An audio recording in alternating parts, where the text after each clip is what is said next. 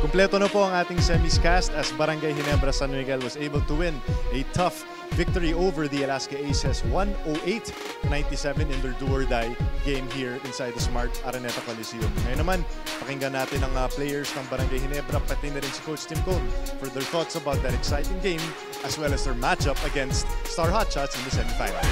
We did have good preparation coming into this game. We had like 5 days, and as I told the players, you give us 5 days, we can figure out a way to get comfortable coming into a series. What's hard is when you have that one-day turnaround.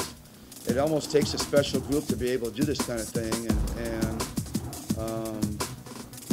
we proved that these guys proved that they were pretty special last conference, and grinding out that championship, and now coming back here and finding a way to beat a really tough Alaska team. And I did not feel good about this series at all. In fact, if I could have chosen any team, Alaska would have been the last one we wanted to try to beat twice. But I don't know.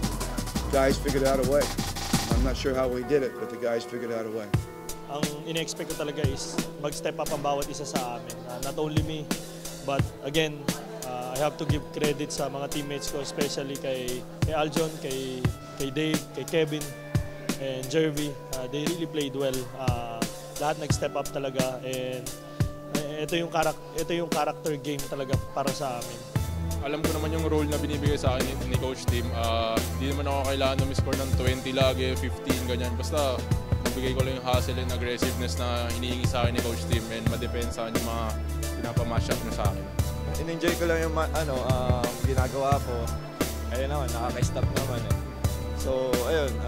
Tsaka yung huli, medyo parang ganito lang yung ganito yung nilalaro ko sa UAAP. So, focus lang talaga. Yun, unang mapikon talo.